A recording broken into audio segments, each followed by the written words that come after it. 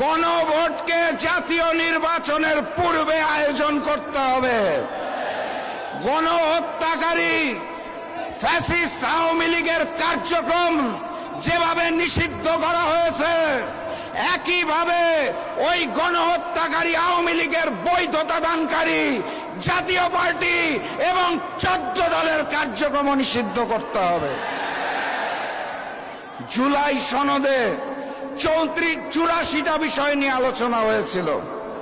84টা সংস্কার প্রস্তাবে 19টার মধ্যে নোট অফ ডিসেন্ট দিয়েছে বিএনপি, অর্থাৎ 25% বিষয়ে তাদের নোট অফ ডিসেন্ট। এখান থেকেই বোঝা যায় বিএনপি নতুন করে স্বৈরাচার হতে চায়। তারা সংস্কার মানে না। যারা নতুন বাংলাদেশের সংস্কার মানে না, তাদেরকে আমরা লাল কার্ড দেখাবো ইনশাআল্লাহ। গতকাল স্বাধীন কমিশন পিলখানা গণহত্যার রিপোর্ট দিয়েছে, আপনারা জানেন।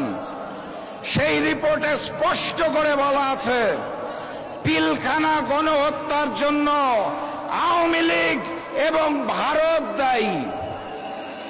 আমার রিপোর্টটা দেখে ভালো লেগেছে, কারণ পিলখানা গণহত্যার পর সর্বপ্রথম আমার মরহুম পিতা শফিউল আলম প্রধান বলেছিলেন এটা বিডিআর বিদ্রোহ নয়, এটা পরিকল্পিত ঘটনা এবং এর পিছনে ভারত রয়েছে, শেখ হাসিনা রয়েছে। সেটা গতকাল প্রমাণ হয়েছে। আরেকটা ছোট্ট ঘটনা বলতে চাই। 2 বছর আগে পিলখানা গণহত্যা দিবস উপলক্ষে আমরা একটি আলোচনা সভার আয়োজন করেছিলাম।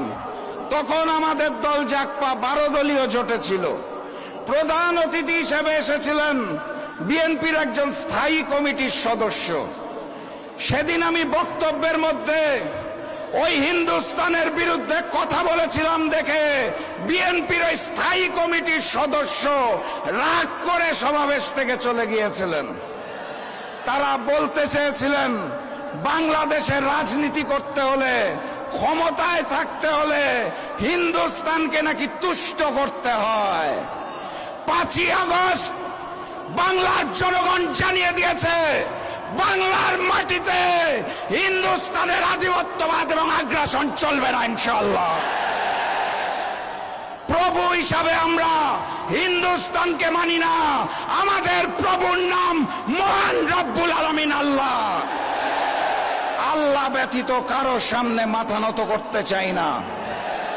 ক্ষমতায় যাওয়ার জন্য ওই পুরাতন আওয়ামী লীগ আর নতুন বিএনপি যদি হিন্দুস্তানের সাথে কারসাজি করতে চায়, তলে তলে গোপন বৈঠক করতে চায়, বাংলাদেশের জনগণ আর নতুন করে স্বৈরাচার চাঁদাবাজকে মেনে নেবে না ইনশাআল্লাহ। আমার প্রাণপ্রিয় উপস্থিতি, ওরা প্রভু মানে হিন্দুস্তানকে, আমরা প্রভু মানি আল্লাহকে। বিজয় কার হবে? আমার সামনে উপস্থিত তৌহিদি জনতা, স্পষ্ট ভাষায় জানিয়ে দিতে চাই, গণভোটে হ্যাঁ বলো, 8 দলের প্রতীকে সিল মারো। গণভোটে হ্যাঁ বলো, 8 দলের প্রতীকে সিল মারো। আগামীর বাংলাদেশ হবে ইসলামের বাংলাদেশ। আগামীর সংসদ হবে কোরআনের সংসদ। ওখানে আল্লাহ ব্যতীত আমরা আর কোন প্রভু মেনে নেব না। ওখানে হিন্দুস্তানের হিন্দুত্ববাদকে মেনে নেব না। ওখানে কসাই নরেন্দ্র মোদীর পরিকল্পনা মেনে নেব না। আওয়ামী লীগ যেভাবে দেশ ছেড়ে হিন্দুস্তান পালিয়েছে, বিএনপিকে বলতে চাই জনতার কাতারে আসুন, না হলে আপনাদেরও পালিয়ে যেতে হবে দেশ ছেড়ে। আমি সর্বশেষ ওই স্লোগানটা দিয়েই শেষ করব, যেই স্লোগানে হিন্দুস্তানের বুক কাঁপে, পুরাতন জালিম আওয়ামী লীগের বুক কাঁপে, নতুন জালিম বিএনপির বুক কাঁপে। স্লোগান ধরুন, নারায়ে তাকবীর। নারায়ে তাকবীর। আবারও দেখা হবে, আবারও কথা হবে ইনশাআল্লাহ।